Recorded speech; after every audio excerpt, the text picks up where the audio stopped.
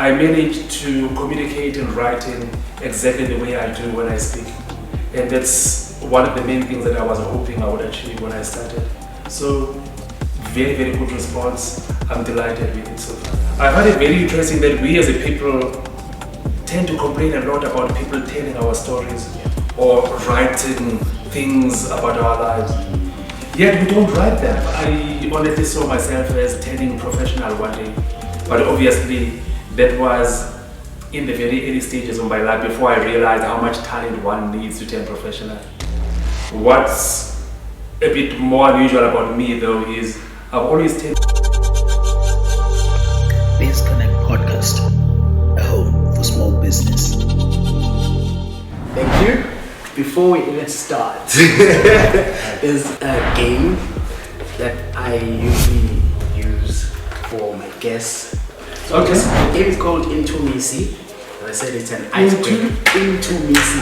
It's a wordplay of intimacy. I just shuffle the cards so that there are no chances. So that it's pretty much for people who are trying to get to know each other better. So how it goes is that it can be played by 2 people or more. We take turns in asking each other. So typically, let's say there are 5 people. I ask you a question, you ask the next person a question, but it's just 2 of us. We take turns. Take a card. Every card has a light-hearted question. I would like to believe. all the questions are light-hearted. Yeah, all the questions are light-hearted. They are just designed to get to know you as a person, your personality, your values. The trick is you have 30 seconds to fill up the answer. So you speak for 30 seconds. And then when it's time, I tell you to stop. So I have to keep talking for the full 30 seconds. For full 30 seconds. So you are giving me an opportunity to get to know you based on the question that is going to be presented. Let me reveal a question for you. Oh, this is going to be interesting. What song or album could you listen to on repeat? Tell us why. Here Now by Luther Vandross. It's a song I could listen to. I don't even need a whole album, just that one song alone. The qualities of the man's voice and the song itself. I'm a musician myself. I play the keyboard a bit. The way the keyboard is played there, the lyrics and his voice, it's brilliant, and I just love the man as well. I'm a big fan of Luther's. Time! Okay. I thought it was supposed to be. Okay, we can do it. We can do it. I think I'm getting cheated here. What is the best thing that can happen right now? The best thing that can happen right now is that we have a very smooth discussion, good, nice recording, good sound, good quality footage, and my nerves calm down, and then we warm up to this conversation. And I know it's gonna happen. That's the best thing that could happen right now for me. I want that because it's gonna be easy for me to edit. It's gonna provide us with good content also at the end of the day. Thanks. It is up. Thank you. Here we go. Prof. What's the most embarrassing fashion trend you used to rock? Well, I still rock my embarrassing fashion trends even now. I'll confess that every time you see me, I'm a product of what my wife has decided I wear on a particular day. Otherwise, if she's not present, everything I wear, terrible. It's so bad that I'm not even allowed to buy clothing on my own. If my wife is not available, my daughter has to be there with me. So my most embarrassing fashion moment in my entire life, eventually. Thank you. Time. It's one last round. You are asking me, Prof. What makes you blush? Compliments. One of my love language is words of affirmation. I like being affirmed. I like being told you're doing well, you are not doing well. It's something that I'm currently working on, to accept a compliment. Just say thank you. You dressed well, yes. You did this well, thank you. Instead of blushing, but it definitely makes me blush. Biz Connect Podcast, a home for small business. Welcome to Biz Connect Podcast. My name is Sizwe H. This is a platform for small businesses, for shapeshifters, and people who are doing impactful things in the communities, working from the ground up. Today, I am not alone. I have a community leader, a father, a professor in the nanotechnology space, who is based in a higher institution of learning in Pretoria. He has had a stint in several universities in Gauteng and other provinces. Well, he has a long history of being in academia, different provinces. He has now transitioned from being an academic writer to non-academic writing, and we have a Professor Leskey Mduduzi, or let me just say Professor Cele, and welcome Prof, and thank you so much for joining us today. Prof, the transition from doing a lot of academic writing to having this book, which we're going to be discussing today, is called In Shifting Sands, Confessions of a Country Bumpkin. A very apt title. How did it come about that you shift from what you are used to writing this really stunning book, which is enjoyable to read? The transition is actually not much of a transition, to be honest. I'm a storyteller, and I've always been. Wherever you see me, you will find me. If I have people around me, it's most likely I will be talking, I'll be telling stories of some sort or another. What's a bit more unusual about me, though, is I've always tended to want to put my stories into writing as well. I will write when I experience something that I think is interesting or something that really has an impact on me. And ordinarily, I would then share whatever I write with a small circle of friends. And so, the only thing that's different this time is I've chosen to share this more widely with the general public by publishing it in the way I've done. But as I explained earlier, it's not much of a transition from what I normally do to something new. Okay. The difference is just publishing what I've written. Yeah. And it's something I've been doing pretty much all my life. I'm sure it's not your usual type of writing. Even though that you've decided. No, it isn't. Obviously, my usual professional writing is scientific. It's reports on experiments and research that I do. Mm-hmm. This is merely transforming into the written word stories that I generally tell when I'm with friends or people that I feel comfortable with. Okay. And how has the response been? I got hold of the copy, and I'm sure a lot of people have had an opportunity to read this lovely story. How has the feedback been? The response has been absolutely magnificent. I've enjoyed listening and hearing people comment about it. And virtually everyone who's read it has come back with very positive comments, which I'm very pleased about. In particular, one thing that surprised me initially when people mentioned it, but it has come up so many times since then. And it struck a chord within me because I think I do understand what it says. A lot of people have come back to tell me that while they are reading the book, they can hear my voice in their heads while they are reading it. And what that tells me is I managed to communicate in writing exactly the way I do when I speak. And that's one of the main things that I was hoping I would achieve when I started. So, very, very good response. I'm delighted with it so far. Yeah, I must say it's actually refreshing to read a book like this. It's like someone is literally sitting and talking to you. That's how I found it as well. And I found a lot of things relatable, which we'll discuss as we go. Just at the beginning, I just want to understand, are you self-published? Are you working with any publishing company? If you are, can you give them a shout out, and how has that journey been for you? The publishing company is Porcupine Press. Yeah, it's a small publishing company owned by a couple who are working out of Randburg in Johannesburg. It's a local, it's a South African company, so those are my publishers. They've been in the business for many, many years in various guises. David, in particular, was a journalist himself, and he's written about 26 books of his own, so he really knows what he's doing. It's a company which is made by two very experienced people. But it is a small company, and so I do not necessarily have access to all the amenities and facilities that a huge publishing company would provide. But on the other hand, there are some advantages associated with that which tell me I was really, really lucky to get hold of them when I did, because I think if I'd had the chance to consider everything, I would still have chosen to work with them. One of the most important things for me is I get to work with a small company which works in such a way that I get all the expertise I need in terms of everything that I'm doing, in terms of the editing, in terms of the proofreading, in terms of the printing, everything I need. I have the best experts to work with. And yet, because of the size of the company, I get to retain intellectual control of everything that happens. I get to retain control of the entire process from beginning to end. And I value that greatly. So I'm in good hands.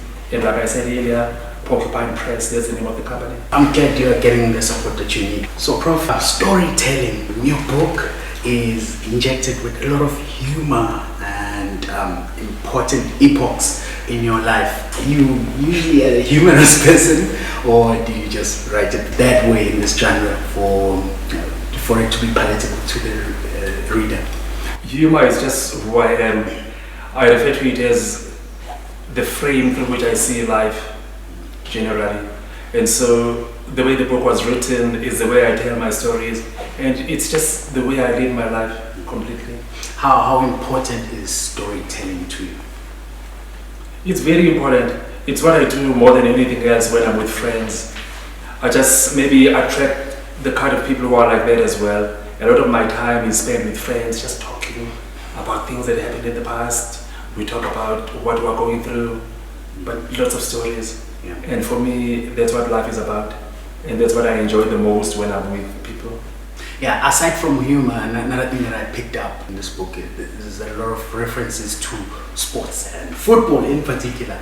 As a Pirates fan, and Prof, let me just tell you, the last time I spoke to someone in this podcast, I said to the Mamelodi Sundowns fan, and they went on to win the league. I hope this is a good omen for us. Actually, I just want to ask you, like, the influence of sports and soccer in particular, and tennis, how does it feature in your life? For it to be this prominent? I've always been very physical, very active my whole life. And at the time when I grew up, football was something that every single one did. Every boy played football. And so I played a lot of football from the time I was 3, 4, 5 growing up. And at some stage of my life, I honestly saw myself as turning professional one day. But obviously, that was in the very early stages of my life before I realized how much talent one needs to turn professional. But even though I no longer play, I'm still a huge fan, and sport has always been a very important part of my life. So watching sport, talking about sport, arguing about sport, that's what I do. That's very interesting, because that's something that I found myself relating the most in the book.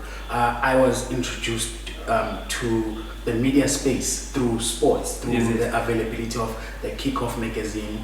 There was a newspaper called Ladu. I'm sure if it's still being published. Yeah, it is. But I read it online now. And watching soccer games, and that's how I became a Pirates fan as well.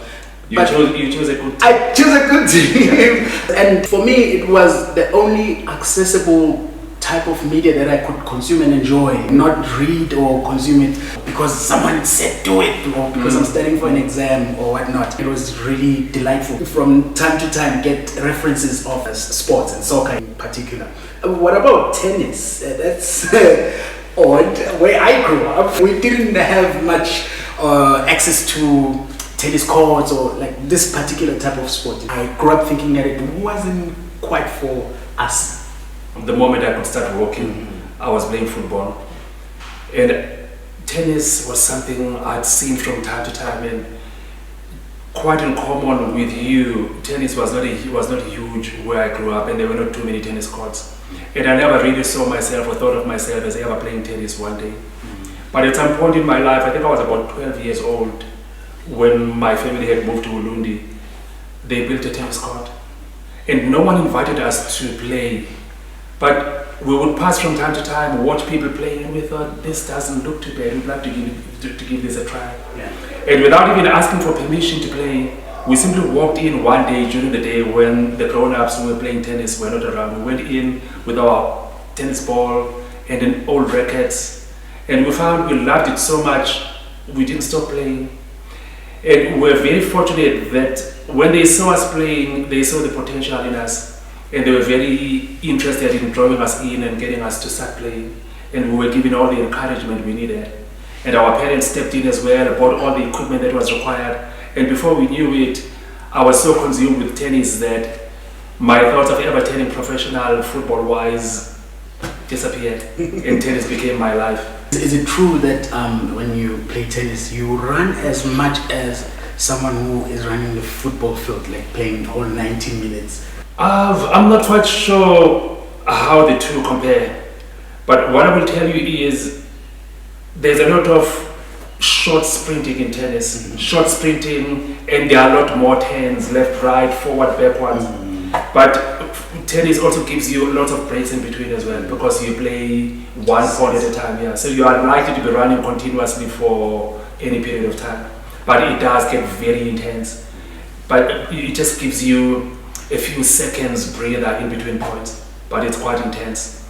In my own experience, what I found over the years is I could be playing tennis on a regular basis and think myself really fit, but if I would then go to the football field, I would feel that I'm not fit enough for football. Really? So I think in that regard, football is a bit more demanding physically. That makes sense. And I don't know if I should say we are glad that we didn't lose you to the sporting world.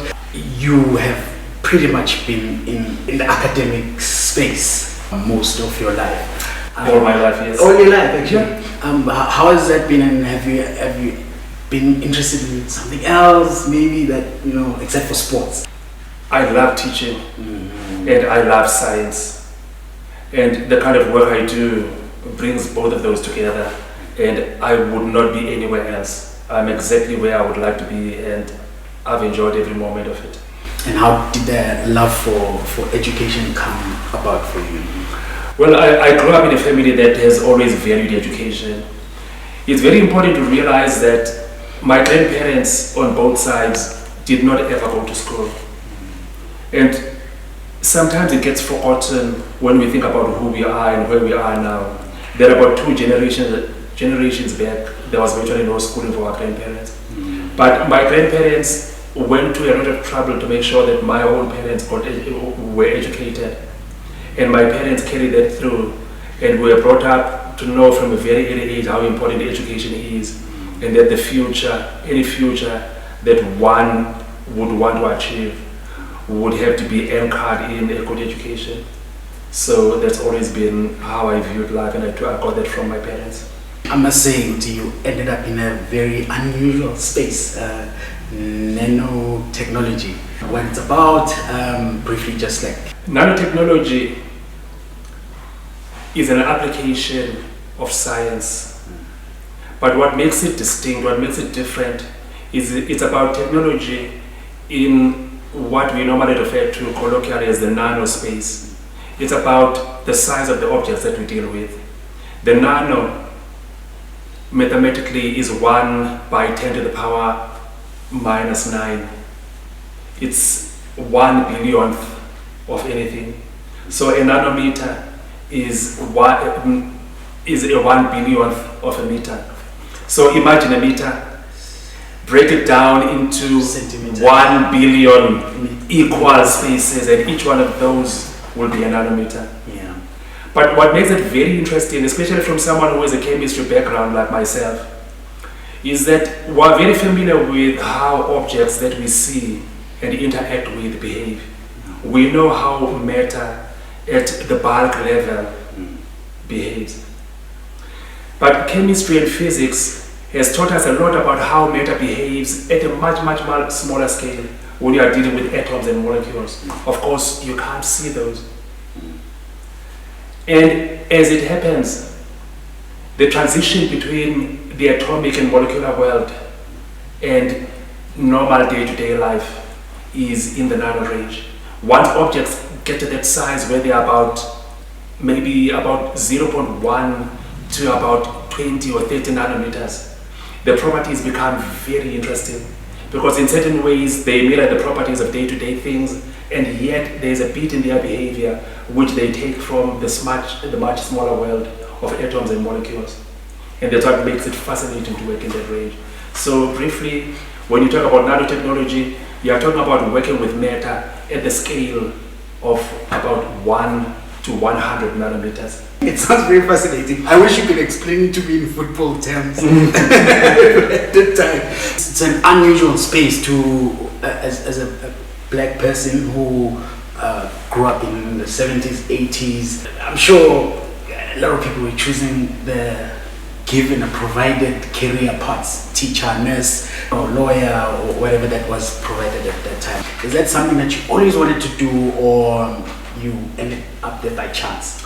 You know, throughout my days in primary school and high school, I was going to be a doctor. And there's a very simple reason for it.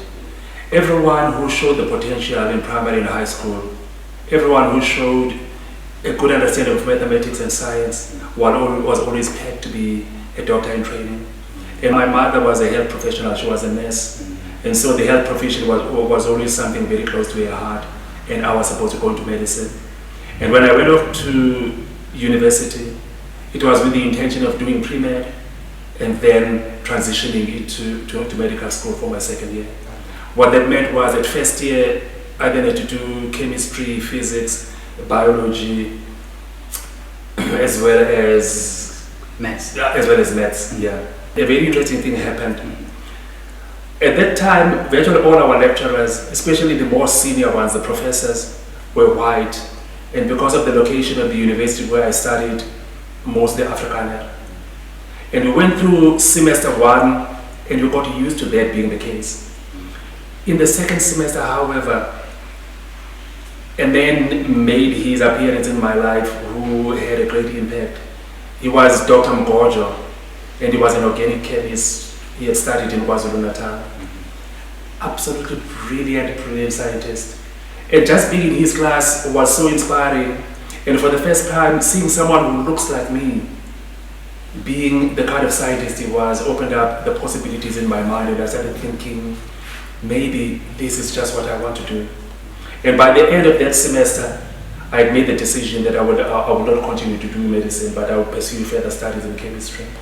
And the academic in me was born. And here we are today. Here we are. The youthful times. How was it like experiencing South Africa for what it was? We had full-blown apartheid around that time, and I'm sure it was very difficult to, survive. Did you experience it the same way as a lot of people say? It was very difficult times. We couldn't make decisions, we couldn't have movements, we couldn't just exist without fearing or worrying about being arrested or being harassed in one way or the other. Did you have this same experience? The funny thing about that, and I'm sure everyone who was around at the time will tell you so, as difficult as it was, you have to remember at all times that we didn't know any other life. When you talk about what's normal, it's in comparison with something else. And you should appreciate the fact that if you were born into a world like that, and that's the only thing you saw around you, that was your normal. So there was nothing in the way we saw the world at the time that said to us, this is abnormal, this is not how things should be. And when you got up in the morning, it's not as if you got up and you thought, oh, apartheid is still here, what am I going to do about it? How is apartheid going to affect me today? Especially when you are young, because parents have a very key role which they have always played and which they continue to play to this day. Parents tend to be very protective of their children. Whatever it is that may be negative that you are going through, your parents will not put that in the forefront and make it the focal point of your life. So we got up in the morning, what was on our thoughts?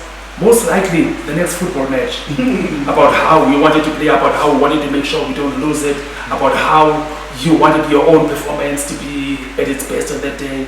And of course there was schoolwork, there was homework to be done, and there was a lot of responsibility in that regard.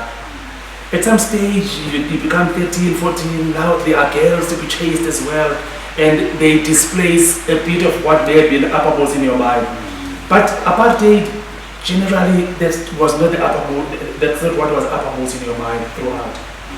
I imagine it's a bit difficult to think about it that way. Right now, you think about the fact that there are things you couldn't do. You said you couldn't do this, you couldn't go to white schools. At the time, I could hardly tell you where the next white school was who went there and why.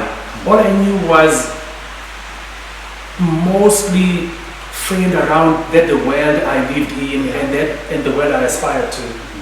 You felt that your parents did the best they could to shelter you from that kind of life, but surely there were times where upheavals around that time affected you directly.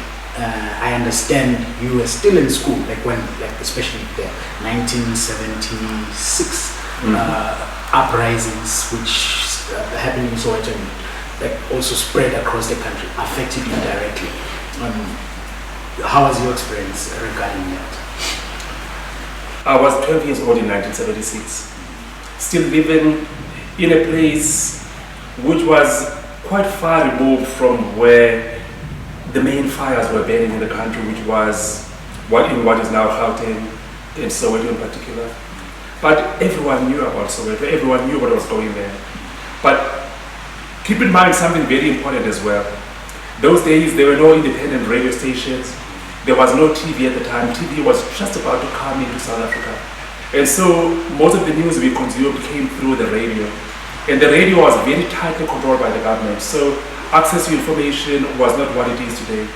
And in that way, it was possible and quite easy for the government to regulate the kind of information that came through. It was filtered very heavily. But we were aware of that, and obviously news spread in other ways as well. And we became more and more conscious of what was happening. 1976 was a pivotal moment for us who were just entering our teens at that time. And it affected us in a great way. One of the most significant ways, which I write about in the book as well, is after 1976, and because of what was happening in the urban areas of the country, a lot of parents took the opportunity to take their children out of the cities and move them into the quieter, more rural parts of the country. And as a result, when I went off to boarding school in 1979, I found it to be a very cosmopolitan place. We had lots of classmates and schoolmates from the big cities of Durban, Pietermaritzburg, and KZN, but from Soweto as well. And in that way, my own experiences were heightened and were elevated in the form of interacting with people from virtually all other parts of the country. And in that way, the political consciousness grew as well. One got to know and understand a bit more about what was going on in the world, our place in it, and the responsibility that we had to do what we could to change what was happening. Did you, at any point, I know you spoke about it in the book, feel inclined to join political movements or to do something that was within your reach? We did, yeah.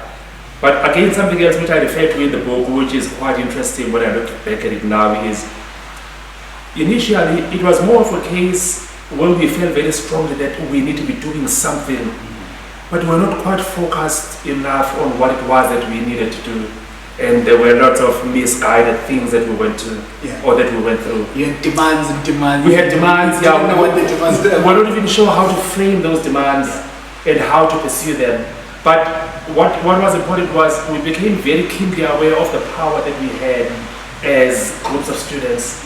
And we became aware that we were in a position to make demands and put the authorities under some pressure to accede to what we felt were fair demands. And when we got to university, that was ramped up in a way that I would never have expected before. Keep in mind at the time there were not too many black universities. There were three in particular: Fort Hare in the Eastern Cape, the University of Zululand in KZN, and then there was the university that I went to, the University of the North, which was in what is now Limpopo, close to Polokwane. And that was a melting pot of different political ideas. And that would be mainly where my political awakening took place. And I did participate fully in student politics. Did you notice that shift? Like, was it a significant shift from what you had known to what you are actually now participating in?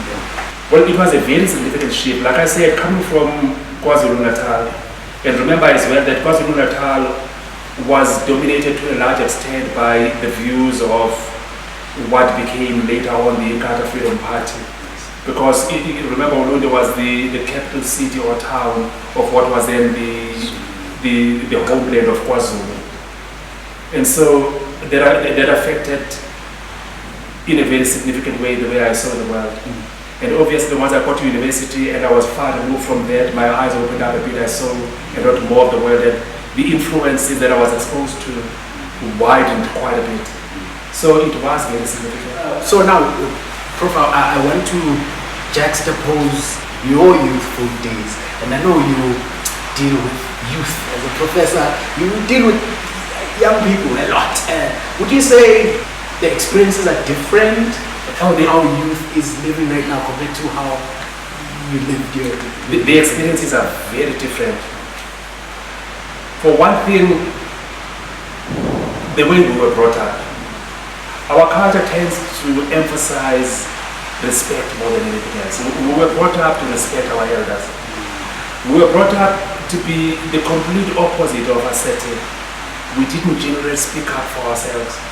And we were obedient. We tended to do what was expected of us. The youth these days, they are more conscious of their power.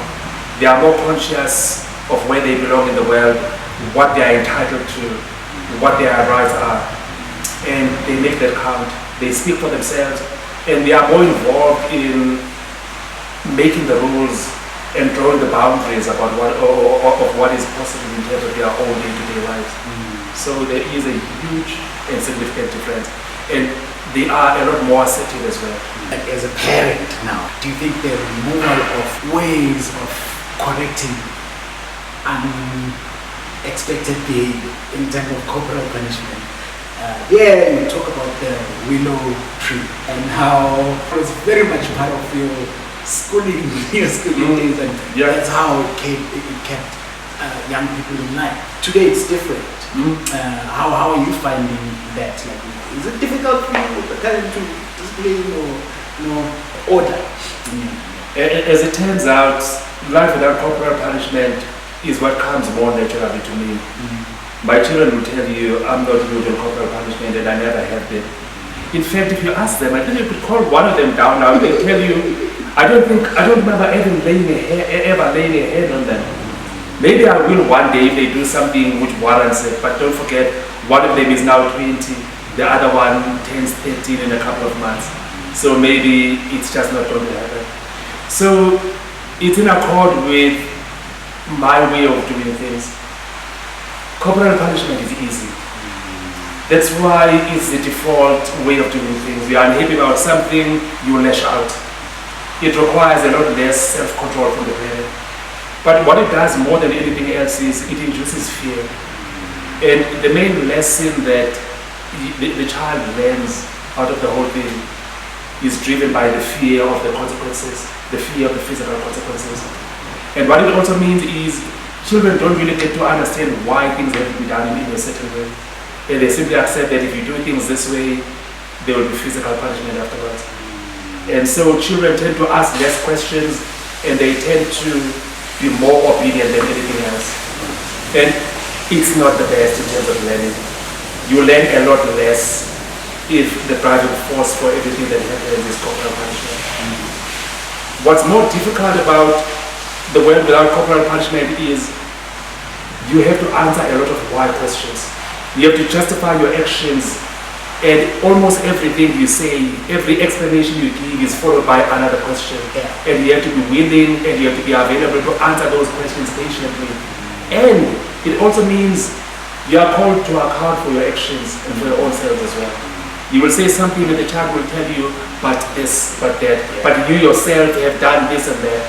And what that teaches you is a lot of the teaching happens through the example that you set, through your own behavior. It's always easier to spout out advice and instructions on how things should be done as opposed to modeling it. But that's very interesting because I never experienced corporal punishment growing up.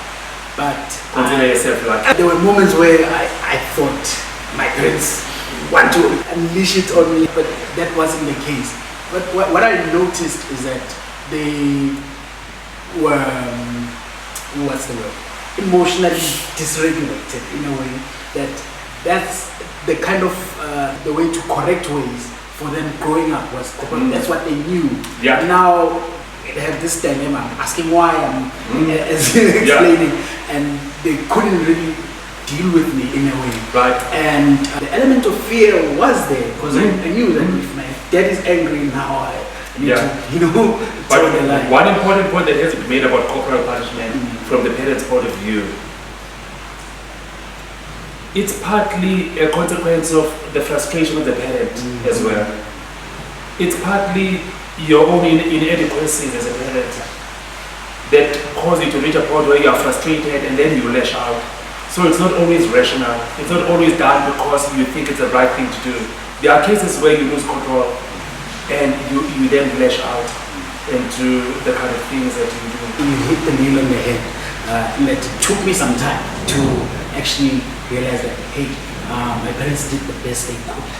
And they acted with the information that they knew, with the experience and exposure that they knew. You go through at times when you struggle to reconcile the love that you think your parents have for you with the pain that they inflict on you from time to time. But okay, as you grow older, you begin to understand that a bit more. And so relationships that may have been under threat at some stage do tend to be fixed and healed later on. How important is family and community for you? I don't think there's anything more important. The family is the smallest unit of society as a whole. And a lot of the things that we go through in the world, a lot of the things that are not right with the world, could perhaps be better if things were a bit better with families. So the family is very important.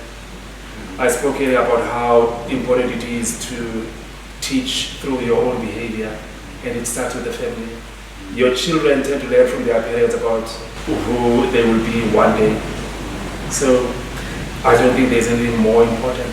There's a moving letter that you wrote to your daughter.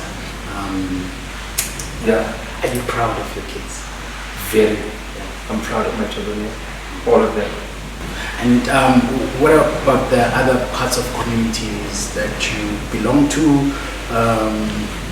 The church communities? Are you an active member of the community? I'm not as active in the church as some people are. I do attend from time to time. Religion is very important for my wife, and so it's an important part of me as well. But she's more the leader in that regard within our family. And I'm a member of a sporting club, and I always have been wherever I've stayed. And I've always had a very keen interest in teaching younger people how to play sport, how to play tennis in particular. And I've always been involved in some form of amateur coaching. I've never trained as a professional coach, but I've always been involved, and I take a lot of pleasure in introducing younger people to tennis. There's a young guy, you'll hear of him one day. His name is Spencer. He's a former student that I taught at university. And at some point I taught him how to play tennis. He now has this crazy notion that he would beat me if we play, but that's... Rafael Nadal. Yeah. In the making. Yeah. He's completely delusional about that. No, I'm sure he gives you a run. You are not admitting it. You also coach your daughters. I did, I did. It shows you involved. Yeah. I'm a huge sports fan, and cricket became a very important part of my life when the sporting world opened up to South Africa and were able to play cricket internationally. And what I found when my daughter started going to school was I was always going to be part of whatever activities she was part of. But what I found was punctuality was a huge problem, and most people just did not arrive in time. One of my biggest bugbears is lack of punctuality. That bothers me in every aspect of my life. It bothers me in my interactions with my students. And what I noticed was when we arrived at the cricket field on a Saturday morning for the school's cricket match, it would be agreed that we would arrive at 8:30 so that the match would start at 9. And we would not have enough children to fill the team at 9 o'clock because most people would still be arriving. And I was one of those who was always punctual. And what I noticed was at the time when the teachers were busy trying to get the children to warm up, there were not enough teachers to go around.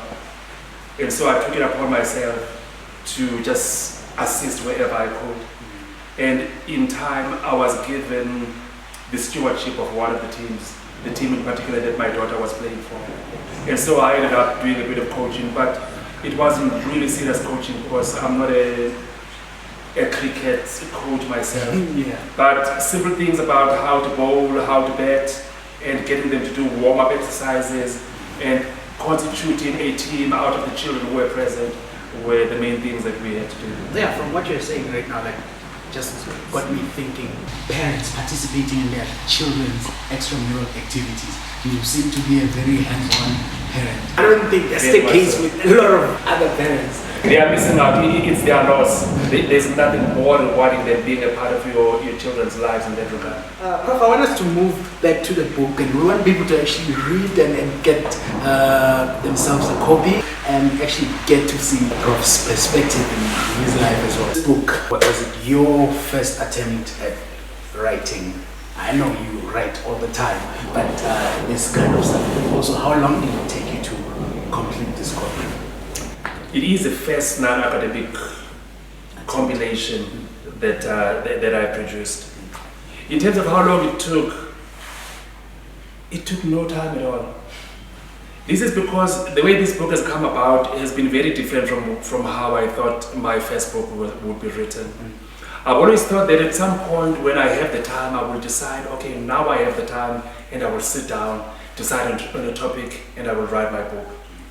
But I've always been writing, and I've been writing without any specific intent to publish what I was writing. I'll tell you a very short story about a time when I was working at the University of Johannesburg, and I went off to India to do research. I spent 3 months in India doing research. And while I was there, I started writing on a daily basis to our administrator, Mrs. Woodman. I would write every day about my experiences in India, give her something about how I was finding life in India, how it differs from life at home, and again with a lot of humor woven into the way I was telling the stories.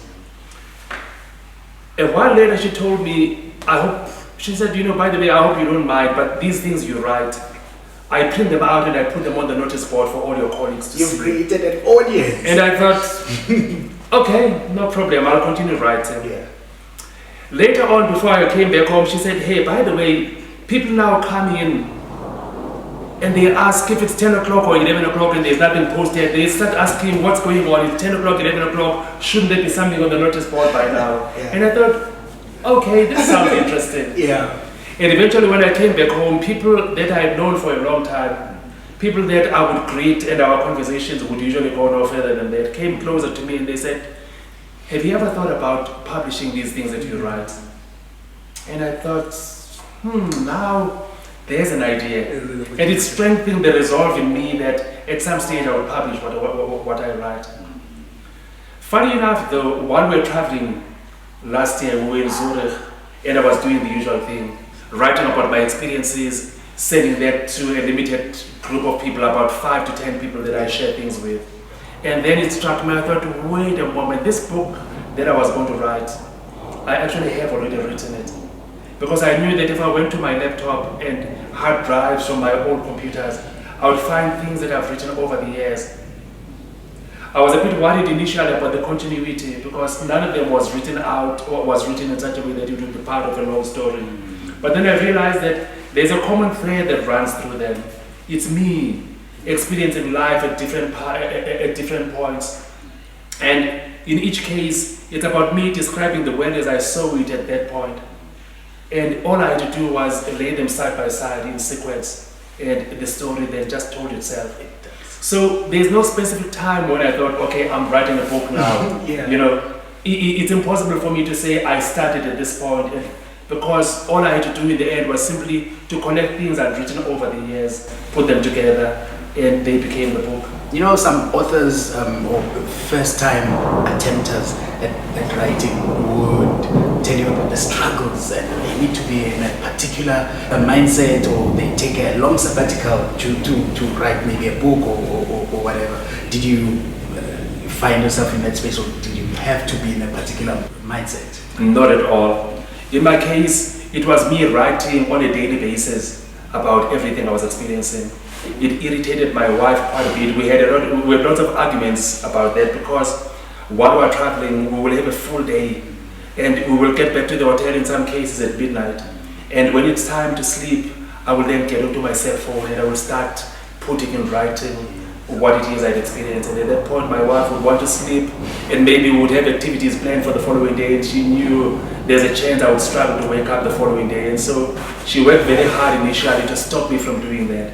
But once she understood what I was doing, once I told her about the idea I had, she was very encouraging, and she's been very supportive throughout the process. It goes to show that for as long as you are alive, you will have a story to tell. And I know I'm speaking on behalf of a lot of people.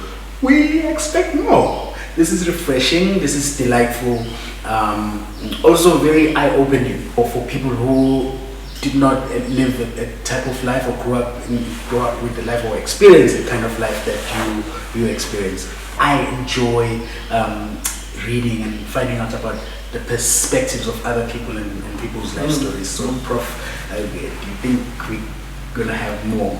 There will definitely be more. Yes. I'm still writing. I continue to write the way I always have, and there is material generated every day. And at some point I will put it together, and there will be another book. It's something I wish everyone would do. Not so much as in keeping a diary, but just, recording our lives as we go through them. I find it very interesting that we as a people tend to complain a lot about people telling our stories, or writing things about our lives. Yet we don't write them.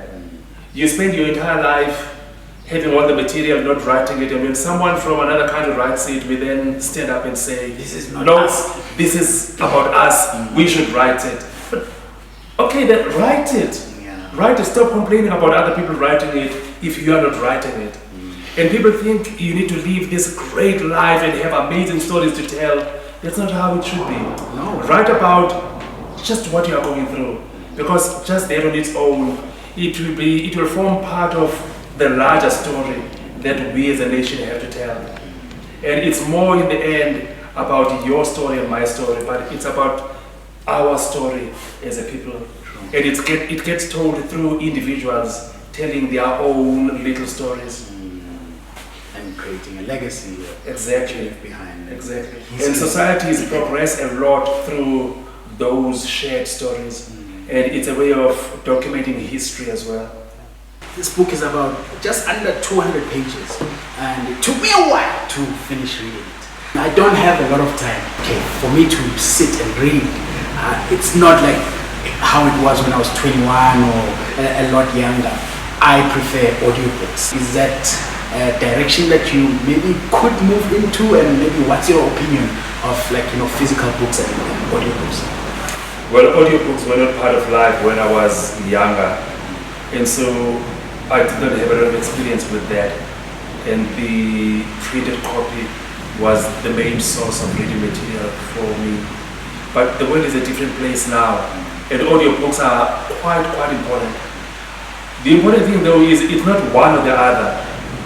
They are both different ways of reaching audiences, and so the audiobook is being prepared, and it will become available at some stage.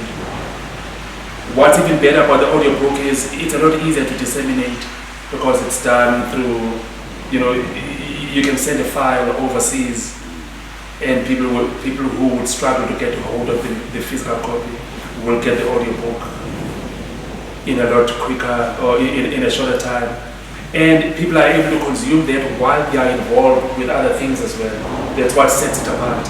It's possible to listen to that while you are driving. It's possible to listen to it while you are doing some other kinds of work unless it's something that requires your full attention. So they have a very important gap to fill. It is not something that you are opposed to. No, not They at all. can coexist. This was great too, and this is what I grew up with as well. You needed to pick up a book, have a library membership card, go get a book and read. But in this case, you can go buy. So, Prof, I have an exciting question. Tell me about your love of traveling. Here you seem to be a man who is a global trotter. Is it a globe trotter? Globe trotter. A globe trotter. Yeah. Yeah. Tell me about your love for traveling. My family traveled a lot with my parents, and those are some of the best times we ever had when we traveled. We never went outside of the country, but we enjoyed spending time away from home from time to time. And then later when I started working, my work took me to other countries on a regular basis. But traveling on work-related matters is very different. Especially the kind of traveling that I used to do. It would be to attend conferences and have maybe meetings with my counterparts in other countries and other universities. And what that translates to is a week spent in a very beautiful, wonderful place, at the end of which you know absolutely nothing about the place except the interior of the venue where your activities went. The programs are usually very demanding.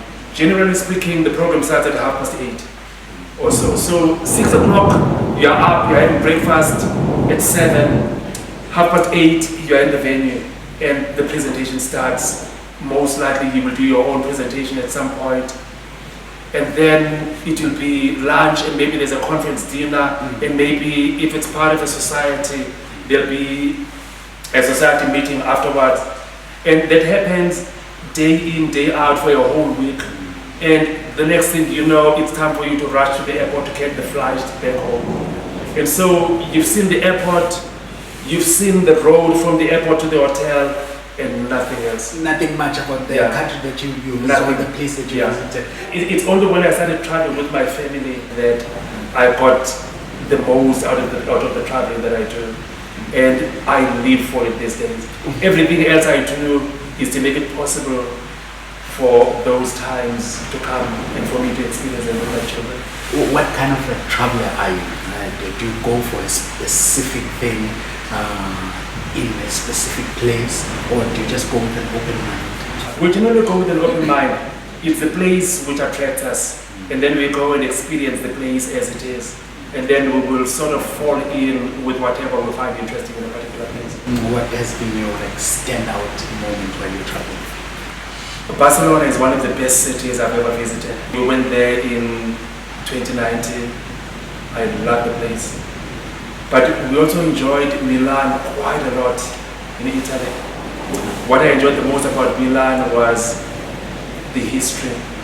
Being able to see paintings by famous artists, being able to visit the church and see the painting by Da Vinci, The Last Supper. Yes. And this year we traveled to the US and we had a wonderful time in New York. The highlight of this year's trip in New York was going to Broadway and watching the world-renowned play Hamilton. There are very few things I've experienced which come anywhere near the pleasure I got from it. But most importantly, experiencing that with my wife and children, that was bliss. Great. And locally, what's your favorite place to go? There's a place we visit on a regular basis, Dalstrom in Mpumalanga. We love that place. We start the year in Dalstrom every year. We meet there with other families, my cousin, his wife and children, and last year it was my sister-in-law and her children as well. And we rented this huge house and we stayed there for about 5-6 days together. We do a lot of hiking. There's a tennis court, so we play a lot of tennis. That makes you happy. We spend a lot of time talking, getting to know one another, and the families have grown very, very close as a result of that. We love Cape Town as well. Even before my daughter started studying in Cape Town, it's one of the places that we would visit every year. And I'm now a full-time resident of Gauteng, but my roots are still in KwaZulu-Natal. So my family has regular trips to Durban as well, to see family and to experience the beach, the weather.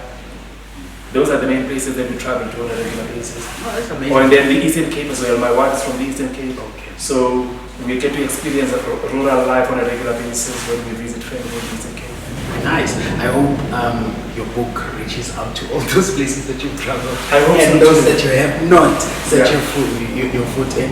Prof, where can people get the book?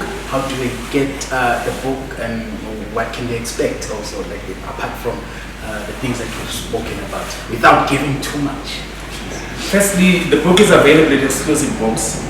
It's a bit disappointing that it doesn't seem like the bookshops, the exclusive books branches in Gauteng are stocking it yet. I'm not too sure where the holdup is, but I know for a fact it's available in Cape Town, Waterfront, Constantia, Cavendish Square. Lots of bookshops in Cape Town are stocking it. Even Cape Town International at the airport, they do have the book.